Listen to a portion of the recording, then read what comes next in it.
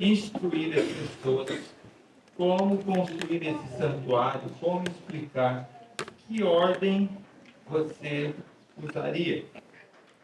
E nós vimos que a nossa tendência natural era começar daqui, né? Pátio, esse altar, eu vou para o lugar santo, explico ali, vou para o lugar santíssimo. Mas vamos dar uma olhadinha, abra a sua Bíblia em Êxodo, capítulo 25. Deus agora escolhe uma ordem para trabalhar sobre o santuário. No versículo 8, versículo que nós lemos ontem, ele diz: construirão um santuário para que eu possa habitar no meio dele. No versículo 9, agora ele diz o quê? Você vai fazer segundo um modelo. Tá? E segundo o modelo de tabernáculo, de todos os seus móveis. Quando Deus começa a falar de modelo, qual a primeira coisa que ele fala? Dá uma dedinha aí. Qual a primeira coisa que ele começa a falar? Ah, interessante. Deus começa com a arca. Ele começa aqui. Ele não começa com o pátio, com um altar. Ele começa ali, lá no centro. Arca. Por quê? Porque santuário, farão um santuário para que eu possa estar no meio deles. Então, o santuário tem como foco Deus. E você vai começar aonde? Com Deus. Esse é o objetivo. O objetivo do adorador é quando ele chegar aqui, ele se encontre com quem? Com Deus. Por isso que vai começar com Deus. E a arca da aliança e o propiciatório. Aqui está a arca. Logo depois, vem falando do quê? Propiciatório. Ou seja, a arca é símbolo do próprio Deus e o propiciatório da presença de Deus que se manifesta ali. É aonde Deus vai se encontrar com os seres humanos. Então, o santuário e a Bíblia como um todo fala de Deus. E quando você vai pregar, normalmente nós falamos um monte de coisa. O pouco que nós falamos é sobre Deus. O foco da Bíblia é falar sobre Deus. E para você conhecer esse Deus. Só que aí tem um problema. Você não consegue chegar até Deus agora. Por quê? Porque se você chegar até Deus, nós vimos antes, você é consumido por causa do pecado. Aí agora esse Deus vai te mostrar o caminho do santuário que te leva até Deus. E aí, qual é a próxima coisa que é apresentada? A mesa. Nessa mesa aqui, também está falando de quem é Deus. A mesa com os pães. Aí, agora, quando você vai na Bíblia, você começa a compreender. Olha, a mesa com os pães, nós falamos pães, é traduzido pães da proposição. Na verdade, ali no hebraico é o lehem panim, que é os pães da face, pães da presença.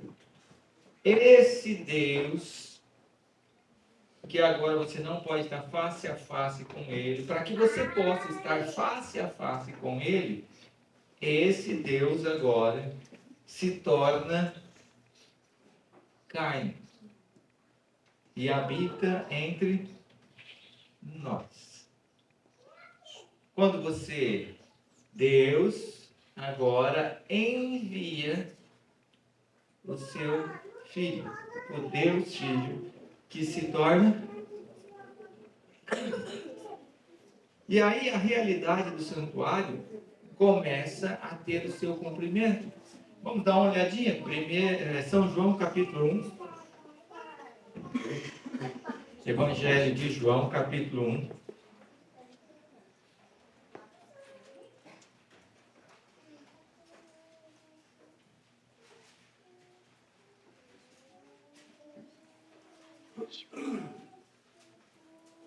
E o versículo 14. O que é que nós temos?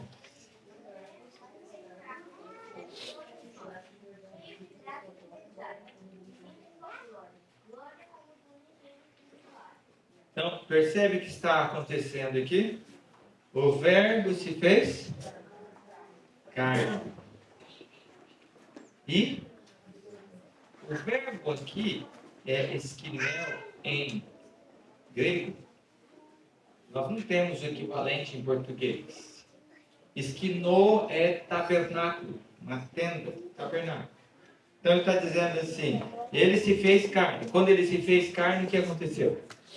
Ele tabernaculou. O que foi prometido? Êxodo 25:8. Me farão um tabernáculo, um santuário, para que eu habite. Agora começa a realidade do santuário acontecer.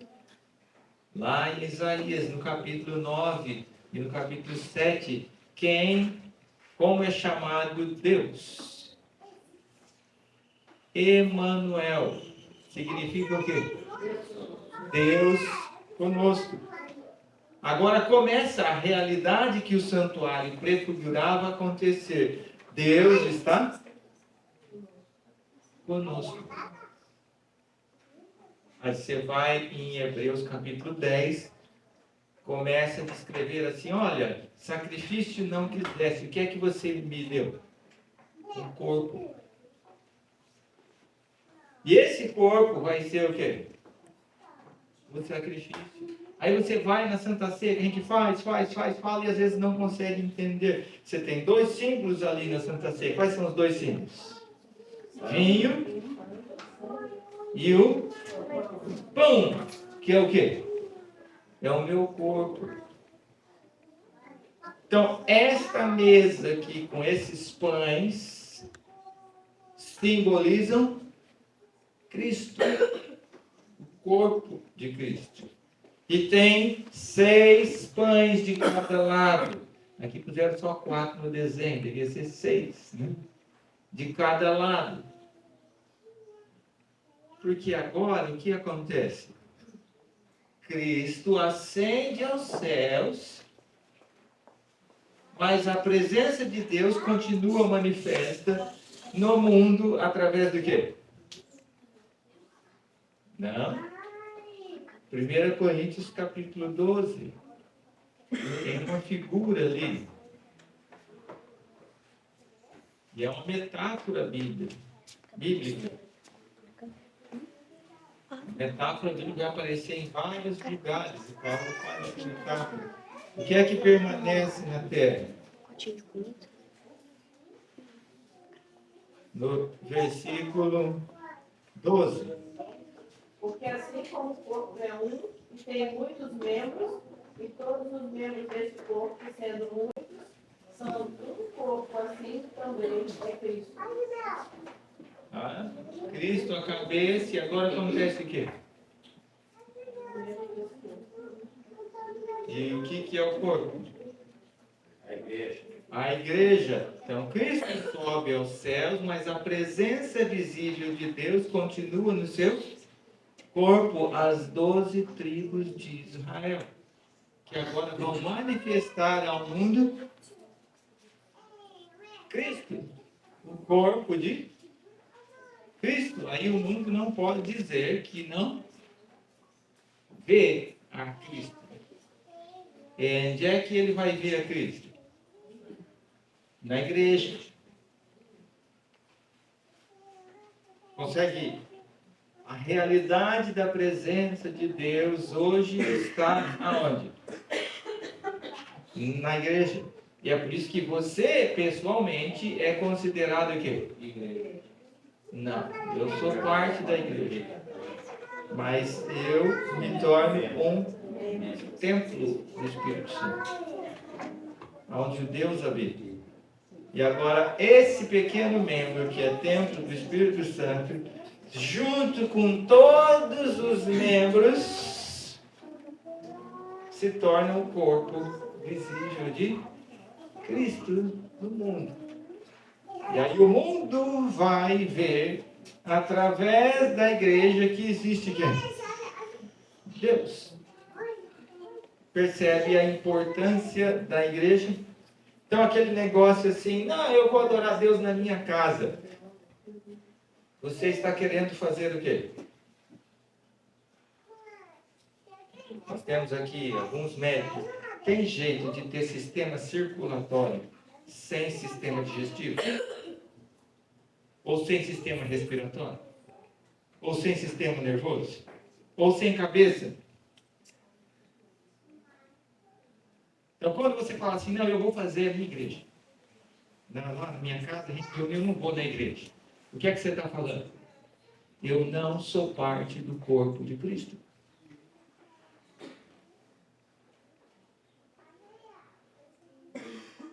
Entendeu o problema? Ah, mas tem muito problema na igreja. Tem, porque eu estou lá. É porque eu sou pecador como qualquer outro. Então, hoje, a realidade do santuário está em Cristo, que é o cabeça, e a manifestação de Deus ocorre através da igreja. Todas as vezes que as pessoas se encontram com você, elas falam assim, olha, Deus existe, porque eu conheci você e a sua família. Percebe que o simbolismo é um pouquinho mais amplo do que nós imaginamos? Mas é interessante o seguinte, quando nós olhamos aqui no santuário, passei muito aqui. Essa tenda aqui, ó, não tem nenhuma janela. Não tem janela. Qual é a única fonte de luz que nós vamos ter aqui? Candelabro. O candelabro também fala sobre Deus. Quem é Deus? E quem que é esse candelabro? Espírito Santo. E agora, o que é que nós temos? O objetivo é encontrar o Pai. Mas não dá para encontrar o Pai. Você é fulminado. Aí Deus, o Pai, manda Cristo, o Filho, para representá-lo no mundo.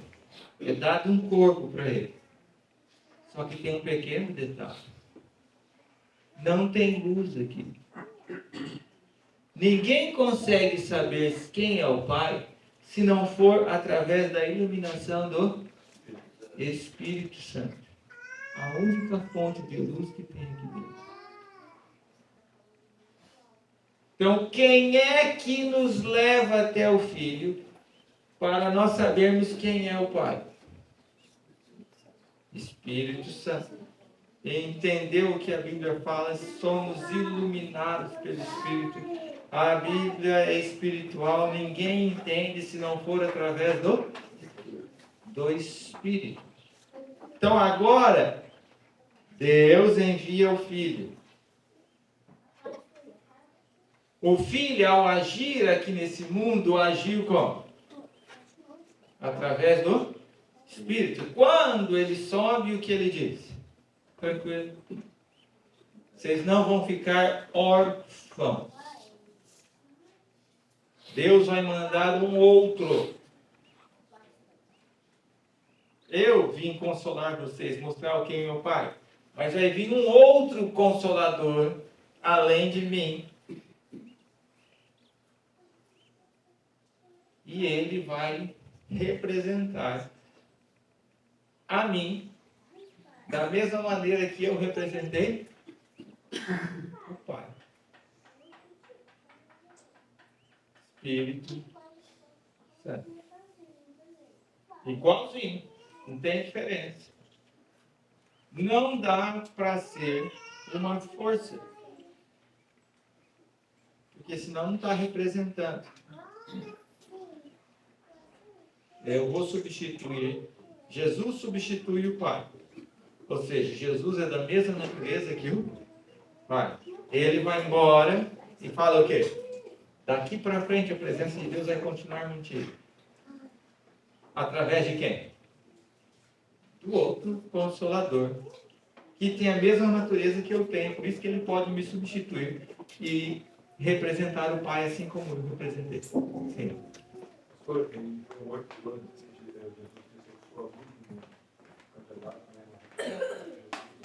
Não. Porque Jesus é a luz do mundo quando o Espírito Santo leva as pessoas a ver essa luz. Interessante, Jesus é a água. O Espírito Santo também é água. Povos, nações também são água. Nem sempre tem um mesmo símbolo para uma mesma coisa. Deus é luz. Jesus é luz. Espírito Santo é luz. Só que aqui nós temos o quê? Pai, Filho e Espírito Santo. E cada um na sua função, na sua obra. Cada um. Sem distinção. De, esse é maior ou menor. Não, cada um na sua obra. Nosso problema é que nós agora estamos tendo influência, principalmente do evangelicalismo, que tudo é Jesus. Então, o santuário é Jesus, o céu é Jesus, candelabro é Jesus, altar de incenso é Jesus. Não. Aqui no santuário, tudo fala sobre Deus. E o foco é nós chegarmos até Deus. E a maior revelação de Deus é Jesus. E você só conhece Jesus através do Espírito. E esse é o problema das nossas pregações. Por que as pessoas têm problema com a Trindade? Porque nós dicotomizamos a mensagem. Ou a gente está falando de Jesus, ou a gente dificilmente fala do Pai. E quando vai falar do Espírito, esquece o Pai e esquece Jesus. Ninguém chega até o Pai se não for até o Filho. E ninguém conhece o Filho se o Espírito Santo não lhe conduzir a tanto. Mas isso é algo novo que Jesus está dizendo? Que vamos dar uma olhada, vamos pegar lá em Isaías 63.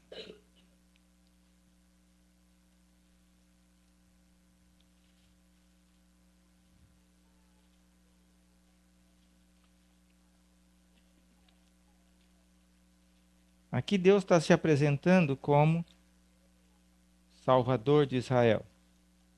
E vamos dar uma olhada, olha como é interessante.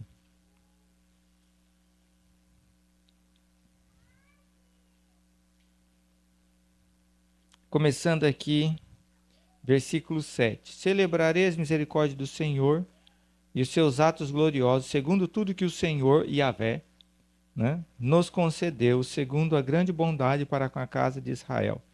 Bondade que usou para com eles, segundo a sua compaixão, segundo a multidão de suas misericórdias. Porque ele dizia, Yahvé está dizendo, certamente são meu povo, filhos que nunca me trairão.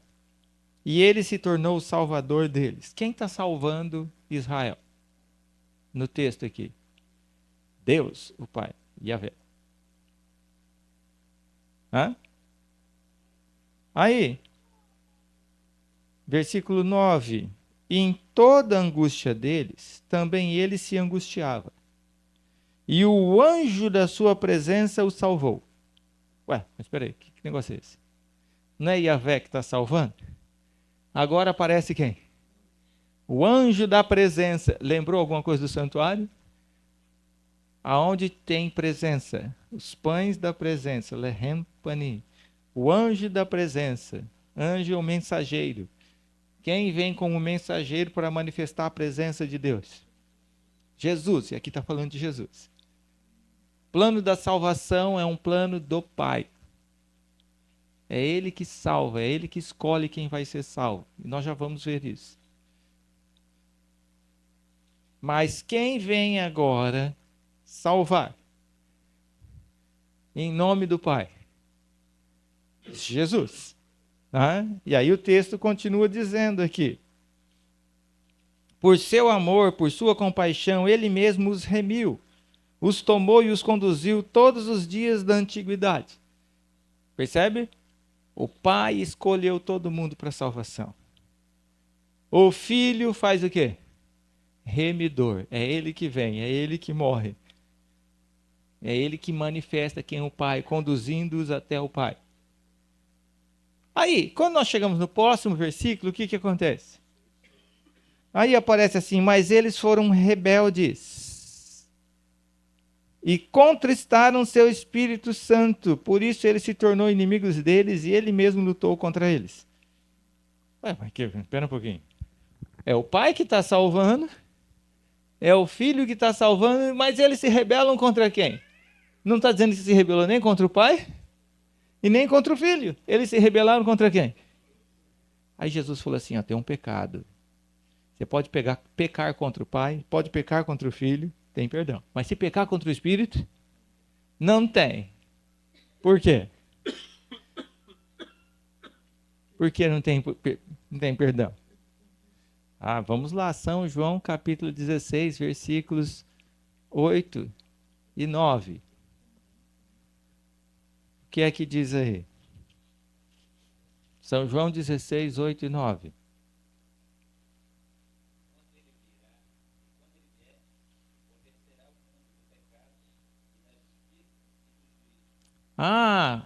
Quando vier o Consolador, o Espírito Santo, o que ele vai fazer? Obra número 1. Convencer do pecado. Ou seja, você só ganha consciência que é pecador quando você ouve a voz do Espírito Santo dizendo para você o quê? Você está em pecado. Vamos imaginar que alguém caia naquele lago ali. E ele é um exímio nadador. O que vai acontecer? Nada, ele sai nadando, você vai chegar lá, eu vim aqui para te salvar. O que você fala? Obrigado, não precisa. Joga a boia para outro. Não precisa. Agora, e se ele não sabe nadar? O que acontece? Até um palito de fósforo ele tenta segurar para ver se boia. E se ele sai dali. Só vai sentir necessidade de Salvador quem reconhece que é pecador. E quem convence que o sujeito é pecador? É o Espírito Santo. E se você for olhar a explicação no próximo versículo, O que é que Jesus disse? Por que é que você precisa do Espírito Santo convencer que é pecador? Convencer do pecado por quê? Você não crê em mim. E Jesus falou que ele é o quê? Salvador. E ele fala, eu vim salvar você. E o que, que o mundo fala hoje? Salvar do quê? Por que, que eu preciso ser salvo? Não sei se já aconteceu de você ir dando estudo bíblico, a pessoa vem e fala assim, ó, eu tenho meus errinhos, mas eu não mato, eu não roubo, eu trato bem minha esposa, meus filhos, sou honesto nos meus negócios. Tem umas coisinhas ali, mas quem que não tem? Eu sou bom. Se Deus não me levar para o céu, vai levar quem? E aí você vem e começa a pregar e fala assim, você é a coisa mais linda de Deus. Você não é lindo, não, você é feio. Você é pecador, está condenado à morte. Tem ninguém lindo, não. A Bíblia é clara em dizer que Deus veio aqui salvar quem? Pecadores, inimigos. Jesus, Mateus 1,18, significa o quê? Seu nome será Jesus. Por quê? Vai salvar o seu povo dos seus pecados. Nós temos que deixar essa mensagem humanista de lado. Nós estamos massageando o ego das pessoas. Não, Deus te ama. Fica tranquilo. Você não precisa fazer nada. O que é que você tem que abandonar para poder seguir a Cristo? Tudo. Você pega tudo que você tem, todas as suas roupas, todos os seus vídeos, todo o seu computador, todos os seus móveis, toda a sua comida, joga tudo fora e fala, Senhor, o que é que volta? Aquela mensagem assim, não, isso aqui não é ponto de salvação. Se você fala isso, você não entendeu o que é salvação. Só tem um ponto de salvação. Quem quiser vir após mim? É tudo. Tudo. Tudo. Porque sobra o que de nós, como bons pecadores que somos? Nossa justiça é trapo de imundícia. Gente, tem que parar de massagear o ego das pessoas. E é isso que o Espírito Santo vem e faz. É por isso que na hora do vamos ver, quando você está rejeitando Deus, você está se rebelando contra quem? Contra o Espírito, porque é o Espírito que fica lá. Olha. É o Espírito que está lá. Conseguiu compreender a questão? Você não vai a Jesus se não for através do Espírito. E você não conhece o Pai sem conhecer a Jesus que manifestou o Pai. Só que você não conhece Jesus se o Espírito não te levar. Tem como? É por isso na hora do vamos ver, a rebelião é contra o Espírito. E se rebelou contra o Espírito, o que acontece? Vamos ver lá quais pecados, qual a condição para o pecado ser perdoado. 1 João 1,9. Se confessar o pecado, ele é fiel e justo para perdoar. Então, vamos ver a condição aqui. Eu chego, falo para ele assim, tá errado, tira esse óculos. Aí ele fala assim, tirar por quê? Não vou tirar. Ele foi rebelde contra mim, contra a minha orientação e a minha ordem. O que aconteceu? Vai ficar com óculos, vai para o inferno com óculos. Ele pecou contra o pai? Não, ele se rebelou contra mim. Entendeu a questão? Quem trabalha na nossa mente dizendo qual é a vontade de Deus ou não, mostrando quem é Cristo, quem é o Pai, é o Espírito Santo. Por isso que na hora da rejeição da salvação, a rebelião não é nem contra o Pai e nem contra o Filho, é contra o Espírito Santo. E se você tirar o Espírito Santo como o agente pessoal divino que trabalha com você, o que aconteceu? Não tem que você fazer. E esse aqui é o que o santuário nos mostra. Você só conhece o Filho através. E se você conhecer o Filho, você passa a amar o Pai. E o que é o evangelicalismo? É o Filho, a cruz. E o Pai? Cuidado. Deus punitivo. E o Espírito Santo? Sabe, aquele negócio gostoso que... E aí eu começo, né? Blá, blá, blá, blá, blá, blá, rachar,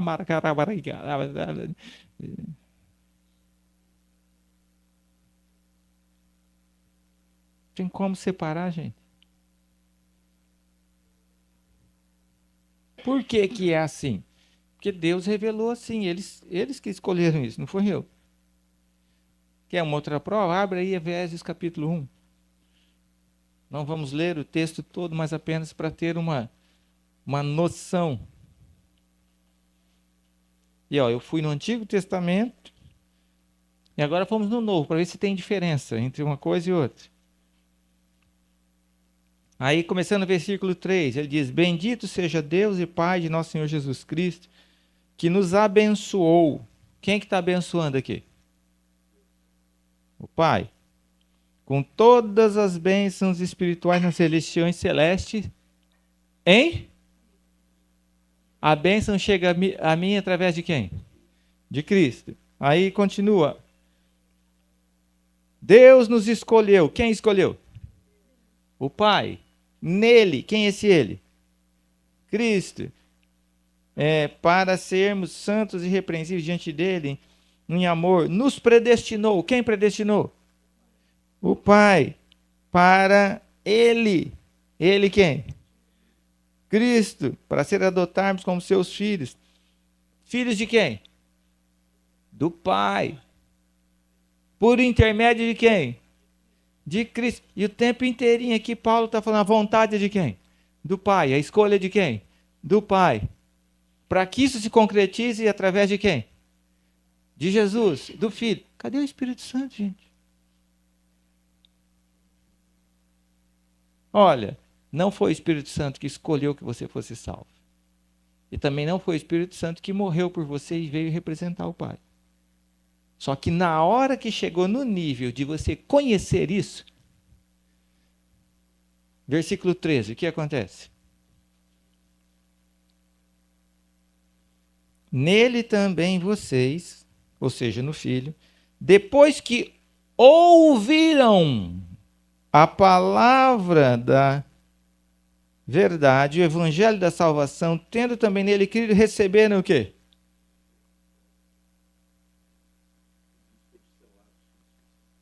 Se foram selados pelo Espírito, que é a melhor tradução. E aí você continua lendo o Espírito que vem e te ilumina, versículo 15. Aí aparece o Espírito Santo. O Espírito Santo não foi na cruz, gente. Ele não morreu na cruz por você. E aí esse Deus que desceu aqui, ele sobe aos céus e intercede por você no santuário celestial. E ele senta no trono lá, e o Espírito Santo está onde? Está aqui. Aí você vai no Apocalipse inteiro, você quase não vê o Espírito Santo. Por quê? Porque está falando da obra do Pai e do Filho no santuário celestial. Vai aparecer o Espírito Santo aonde? Não vai. Agora, quando fala das 7 igrejas, o tempo inteiro fala do quê? Por quê? Porque está aqui. E quando é que vai unir os 3 novamente? Volta de Jesus. Vem Pai e Filho. E o Espírito sobe aqui e apresenta. Será? Leia Mateus 26, 64. 26, 64.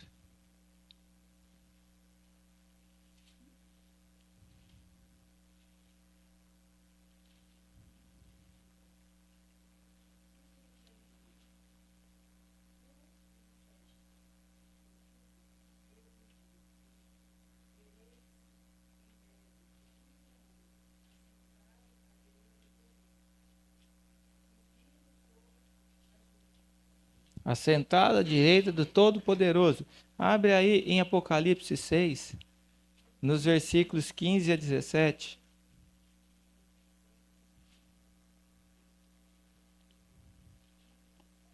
Isso.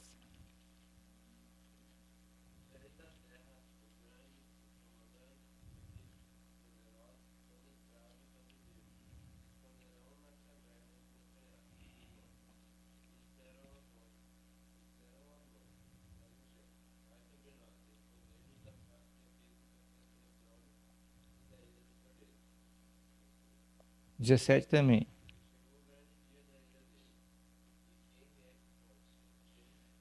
O que está dizendo aí? Jesus está voltando e o que acontece?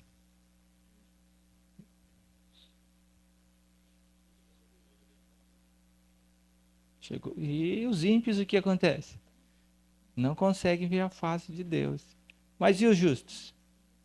O que vai acontecer? Não abrir e fechar de olhos. O que é abrir e fechar de olhos? Piscar. Tá? Não é assim? O que vai acontecer num abrir e fechar de olhos? Segundo o texto. Nós seremos transformados. Você faz isso daqui. O que ele fez?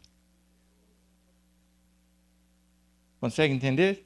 O que está acontecendo? A reação dos ímpios e dos justos será a mesma. A glória de Deus vem, o que acontece com todo mundo que está nesse planeta, porque nós ainda vamos ter um corpo pecaminoso naquele momento. Eu não consigo enxergar a glória de Deus. Só que quando eu abri, o que aconteceu? Aí agora eu consigo ver a glória de Deus. E os ímpios fazem o quê? E ofusca, e ele vai querer se esconder.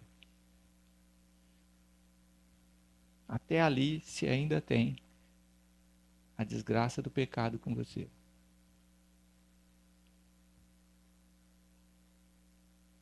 Deu para entender isso? E aí o Espírito Santo apresenta o fruto do trabalho dele. A grande colheita. E aí une Pai, Filho e Espírito. É por isso que você não vai ver Espírito Santo sentado no trono. Por quê? Em nenhum momento a Bíblia diz que a obra dele é sentar no trono do santuário. O único trono que ele senta é nesse santuário, que é o seu corpo. Então, quando Deus começa a falar do santuário lá em Êxodo, ele começa a dizer o quê? Eu quero estar com vocês, mas vocês não conseguem ver a minha glória propiciatória. Aí, eu vou enviar o Filho, que vai encarnar, que é Deus como eu, e ele vai me representar. E vocês só vão conhecer o Filho através da iluminação do Espírito. Se a gente voltar lá em Êxodo de novo, eles continuam descrevendo aqui. Qual a próxima coisa que aparece na descrição? É muito estranho a maneira como Deus vai descrevendo. Ele descreve a arca, depois o propiciatório, depois a mesa e o candelabro. Quando chega no versículo, capítulo 26, ele começa a descrever o quê? A cobertura. Ele começa a apresentar a cobertura de peles e de tábua em volta. E tem janela nenhuma aqui. O que aconteceu? Deus não pode se manifestar. A glória dele está coberta, está velada. Você não consegue enxergar. Porque tem um problema. Olha lá, tem a cortina que separa aqui, tem as tábuas aqui. Tudo velado ali. Imagina você chegando, israelita, para ver a Deus, porque o Deus vai habitar entre nós. E você chega e fica onde? Só na porta, lá fora. Você não enxerga nada disso aqui que está acontecendo. Aí Deus começa a mostrar para você: você não vai conseguir chegar na minha presença. Tem um processo. Tem algo que impede. E aí a próxima coisa que aparece é o quê? Hã? Tá aqui os véus? Qual a coisa que aparece? Próxima coisa que nós temos? Solução. Para tirar esse véu e tirar essas coberturas e você conseguir ver a Deus. A solução está na terra, está no pátio. É na terra que vai ter o holocausto, que é símbolo do quê? Da morte de Cristo. E isso ocorre no átrio, que é a terra, que é o local de adoração. Você percebe como Deus está apresentando os móveis? Ó, ele pulou a pia. Dali ele partiu para o... Porque ele está ensinando como é que você vai, qual é o processo. Qual a próxima coisa que aparece aí depois disso? O átrio, o local, e depois aparece o quê? Gente, daqui ele volta lá para dentro de novo. Não é estranho? Deus, não é pedagógico isso. Ele deveria explicar tudo quando chegou lá e tá agora que ele... Por que agora é que vai aparecer o azeite que vai ser usado lá dentro? É que tem a parte terrestre, que é a morte de Cristo. Só que a morte de Cristo não tem valor nenhum se não for aplicado em seu favor o trabalho do Espírito Santo. Aí o Espírito Santo chega e te convence do pecado e você fala o quê? Ok, eu aceito. Aceitei, o que acontece? Você agora é batizado com Espírito. O óleo é símbolo do Espírito Santo. E o que acontece? Esse aqui, ó, azeite puro de olivais batidos com candeeiro. Aí agora, esse Cristo que você está aceitando passa a ser iluminado para você. Você começa a entender. As coisas espirituais se entendem espiritualmente. E o que aconteceu lá no Pentecostes? Logo após a morte de Cristo, receberam o quê? Espírito Santo, como símbolo de fogo. Aí agora, nós, cheios do Espírito, somos o candelabro que ilumina o mundo. Quem é? Jesus. Só que você sozinho não faz isso. Se não tiver o óleo do Espírito, não sai. Então, o azeite puro representa o Espírito Santo. No Pentecostes, o Espírito Santo foi derramado sobre os discípulos, capacitando-os a pregar o Evangelho e fazer milagres. Aí o povo fala assim: Deus existe. Mas não é você fazendo. É o Espírito Santo que está realizando. Qual a próxima coisa que aparece aí? Gente, dava para falar muita coisa, mas então só para a gente conseguir cobrir, logo depois o que aparece? Doidura, né? Como é que ele vai aí? Vai para dentro, vem para fora. É que é o seguinte: o sacerdote, olha, Cristo sobe aos céus e é aceito como que? Sumo sacerdote. Então, no momento que você brilha com a luz do Espírito, aí as pessoas ficam sabendo o quê? 1 João 2,1. Meus amigos, se você... Fica tranquilo, se pecar, o que acontece? Você tem um advogado. Você tem um sacerdote lá no céu que intercede por você. Nós temos um grande super sumo sacerdote que penetrou o céu, Jesus Cristo, Filho de Deus. Pode ficar tranquilo. Pode ficar firme. Nós temos lá o sacerdote. Ora, o ponto principal de termos isso é: temos um sumo sacerdote tal que se assentou à direita do trono da majestade do céu. Esse é o ministério do santuário, do verdadeiro tabernáculo que o Senhor erigiu, não o homem. Você não para de pecar. Você saiu do tanque batismal, você sai como? Nossa, eu queria ter vontade de pecar, perdi toda a vontade. É assim?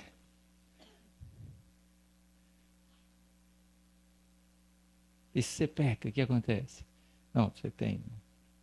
Saiba que há um sumo sacerdote. Qual a próxima coisa que aparece aqui? Depois disso, as vestes sacerdotais são a próxima coisa que aparece aqui. Não é? Depois do azeite para o candelabro, aparece o quê? No 28. As vestes sacerdotais aqui. Aí nós temos a estola sacerdotal. Aí nós temos o peitoral. E aí nós temos as outras vestes. Tudo ligado ao sacerdócio. Você tem o sacerdote e tem o quê? As vestes dele. E o que essas vestes representam? A nova humanidade que Cristo quer dar. Ele quer dar a nós a sua justiça. Nova natureza. Agora você é coberto com a justiça de Cristo. Aí tem vários textos aqui. Então, as vestes do sacerdote representavam a justiça de Deus. No Novo Testamento, a justiça de Cristo é imputada aos que creem. E agora eles se tornam justos aos olhos de Deus. Aí depois, o que apresenta? Aí nós vamos ter as ofertas. Aí nós temos a consagração do sacerdote. Consagração do sacerdote, Cristo é ungido como sumo sacerdote no ministério celestial. Vou passar aqui rápido. Aí depois nós temos as ofertas. Então, agora você tem a certeza que você tem Cristo intercedendo continuamente em seu favor. Sacrifício contínuo. Nós quase não falamos sobre isso. A gente fala do ministério de Cristo no céu, mas não explica como que isso está acontecendo.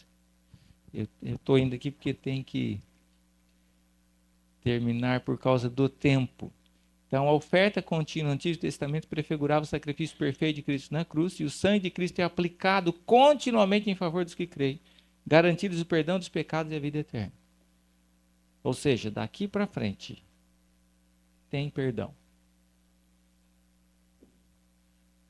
Então, a cruz deu condições de Deus perdoar todos, sem distinção. Até os que irão morrer no fogo do inferno, se quisessem, para eles tinha o quê? Perdão. E é inesgotável. Tá? Depois aparece o quê? Altar de incenso. O que é o altar de incenso? Cristo intercedendo por nós. Vocês perceberam que é interessante? Olha, passou da cruz, nós temos um monte de coisa acontecendo e nós quase não falamos sobre isso, que é o ministério celestial de Cristo por nós. E o que representa de forma direta aqui o altar de incenso? É a busca do ser humano pela intercessão divina através da oração. É isso que representa ali, tá? Cristo que está intercedendo por nós. As nossas orações que sobem a Deus como cheiro agradável. Agora, que coisa interessante. Qual a próxima coisa que acontece aqui? Depois do altar de incenso. O que é explicado?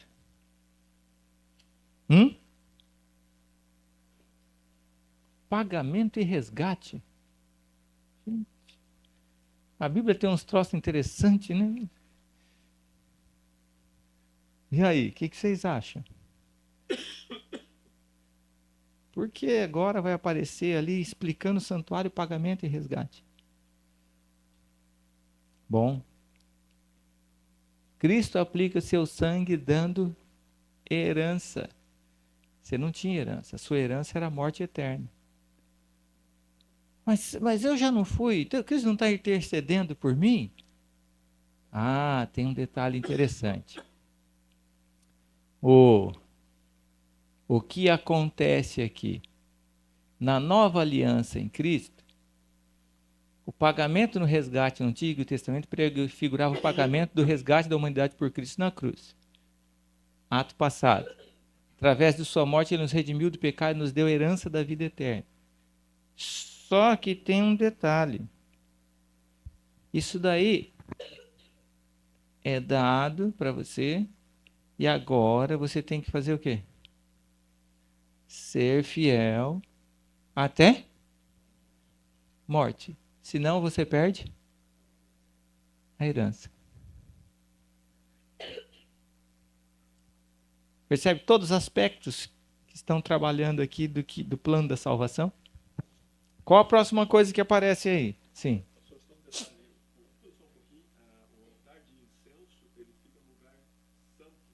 Santo e Santíssimo, nos dois. É interessante quando você vai no templo de Salomão, ele tinha de um desnível. O santo estava aqui, 10 côvados acima estava o Santíssimo. E o altar de incenso era nesses 10 côvados acima, justamente diante do véu ali. Tá, geograficamente no lugar santo, mas no piso do Santíssimo. Interessante que daí as nossas orações elas vão para o lugar santo, para que o Espírito Santo nos convença para que sejam transformados em Jesus, para que passe por cima do véu para chegar para Deus. Lá no santuário terrestre, sim, no celestial, quando Jesus subiu ao céu, não tem mais véu que separa Santo do Santíssimo. Rasgou, porque agora já tem um homem que consegue ficar diante de Deus sem ser consumido. Tá? Aí aparece a pia. Pia é símbolo do quê? Purificação, batismo. Estou correndo aqui por causa do nosso tempo. Tá? Então a pia no Antigo Testamento simbolizava a purificação do pecado, no Novo Testamento é símbolo da purificação do pecado através da fé em Cristo. E aí depois aparece o quê? O óleo da unção. O que seria o óleo da unção?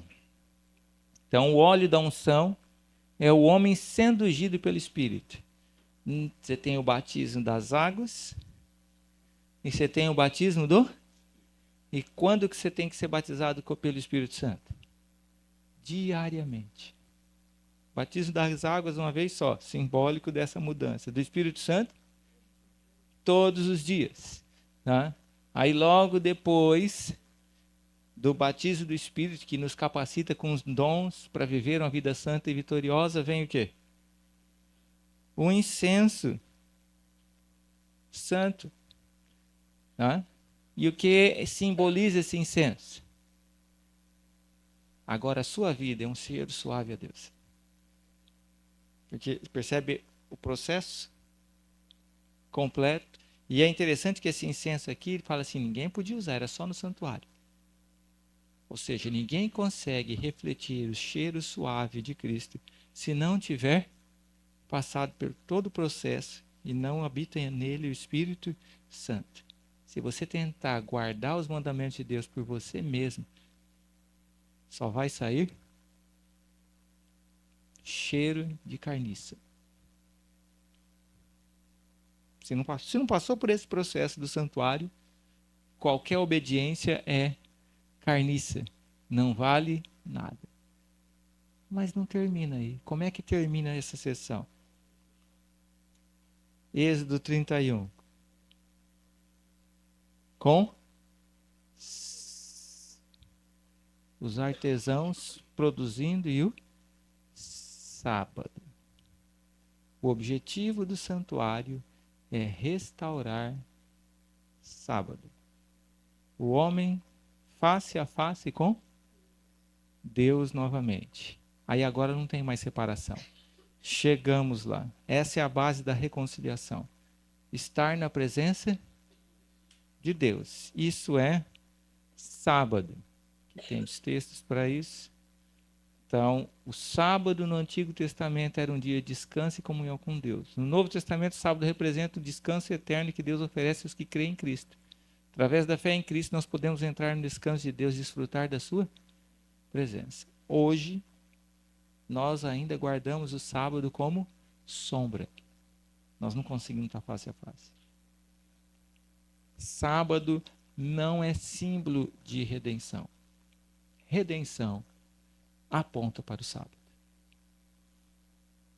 Sábado é símbolo da realidade de Deus face a face com o homem. Nós tínhamos sábado, pecado, quebrou. Aí Deus falou o quê? Vou pôr um santuário ali para resolver isso.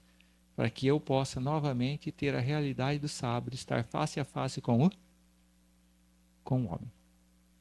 Quando terminou o trabalho do santuário, o que é apresentado?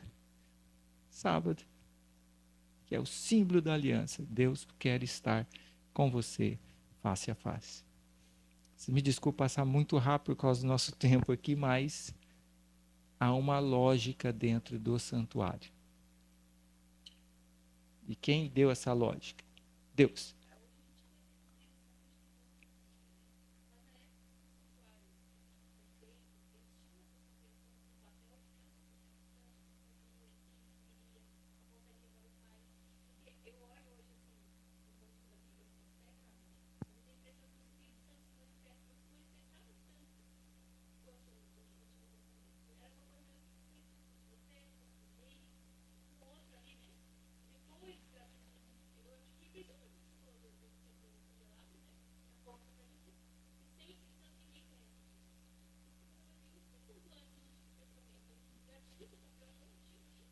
Tinha toda a manutenção. O Espírito Santo é o mantenedor.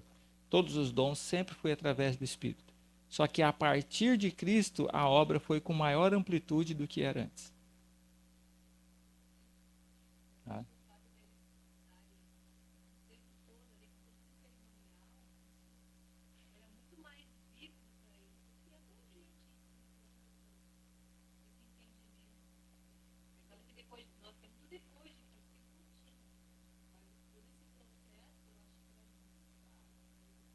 Devia ser. Né? E Paulo, quando chega em Hebreus, que ele começa a explicar, ele deixa claro, olha, irmãos, está aqui, ó, vocês não estão enxergando. Era impactante, é a teologia. Mas o que acontecia? O israelita não estava sabendo o que estava acontecendo lá dentro. É que existiam dois grupos. Tinha o sacerdote, que era um símbolo direto de Cristo que intercedia lá dentro. E o restante dos levitas ficavam na porta do santuário, pegando a Torá e explicando o que é que estava acontecendo lá dentro. Então, o culto em Israel só tinha um da família que entrava. Só que todo o resto participava, fazendo o quê? Estudando e ensinando. Vamos dar uma olhadinha? Jesus, quando chega e purifica o templo, qual o resultado logo depois? Que a Bíblia diz: as pessoas sentam e começam a ouvir a palavra de Deus. Eles não foram lá para dentro. Jesus foi até o pátio só. Nunca é apresentado que Jesus entrou lá dentro. Depois Jesus foi embora para o céu. Os discípulos iam no templo fazer o quê? A mesma coisa no pátio. Estudar a Bíblia e ensinar. Amigos, não mudou nada do nosso culto para o culto deles. Nós ainda chegamos até o pátio. Por isso que o foco do nosso culto é o quê? Pega a Bíblia Lê, estuda e aprende. E entende o que está acontecendo lá dentro do santuário. E quantas vezes nós não falamos nada do que Jesus está fazendo por nós no santuário celestial, do que o Espírito Santo faz, do que o Pai faz. A gente fica contando historinha.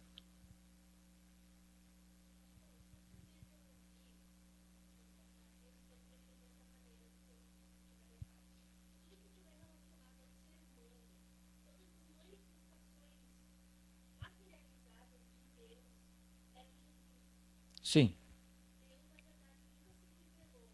Sim, ele se revelou. Você pega Êxodo 3, você tem Deus falando, depois do pecado, não. Antes, sim. Tinha.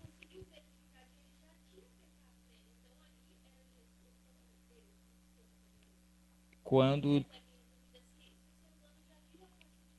depois do pecado, não.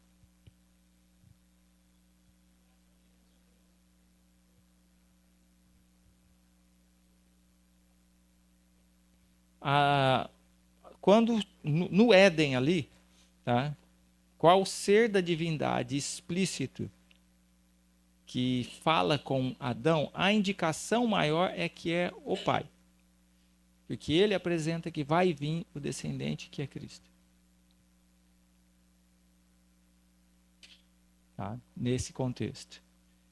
E aí agora o homem é expulso, cerrou a porta do jardim do Éden ali, acabou.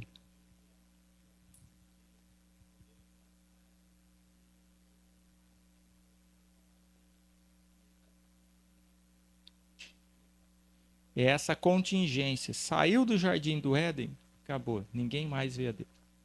E eu entenda que é uma questão de Deus velar a sua glória. Tá?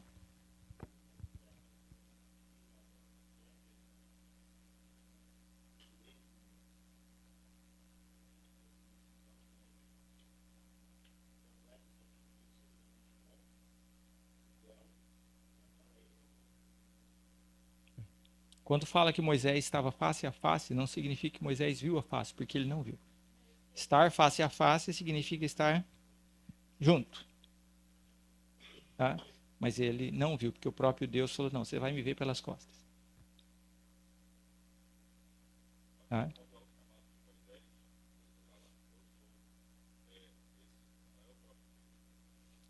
Ali você tem no texto, aí tem a discussão entre os teólogos, a indicação de ter os dois presentes. Tá? Mas a manifestação física é Cristo.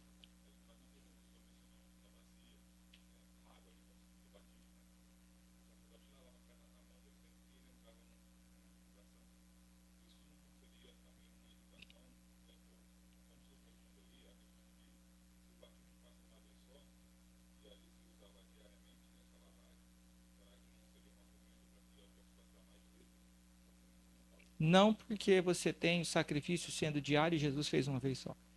Então é o simbolismo e não a recorrência. É aquilo que representa. Tá?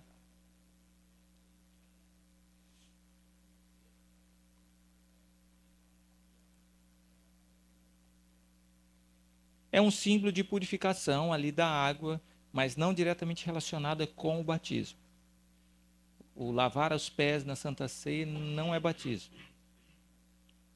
Tá? Por quê? Batismo é símbolo de herança, onde você passa a fazer um contrato com Deus e ter a vida eterna. O lavar os pés não é símbolo de herança, é símbolo de reconhecimento da sua pecaminosidade e você precisa ser purificado diariamente por Deus. São dois símbolos distintos. Não sei se deu para entender a diferença dos dois. Bom, amigos, vamos continuar, senão o nosso tempo teria mais coisas para ver, mas o tempo não nos permite. Então, assim como estamos, vamos orar. Senhor, nos ajuda cada dia a buscarmos a Tua face, a Tua presença, e ao estudarmos a tua palavra, possamos compreender melhor o teu amor, esse plano grandioso, e deixar que o seu Santo Espírito opere em nós o querer e o efetuar, para que realmente o brilho da luz de Cristo seja vista no mundo e as pessoas realmente se convençam do pecado, busquem a graça que é oferecida e aceitem serem filhos do Pai, e um dia se preparem para estarem contigo na eternidade. É o que suplicamos por Jesus. Amém.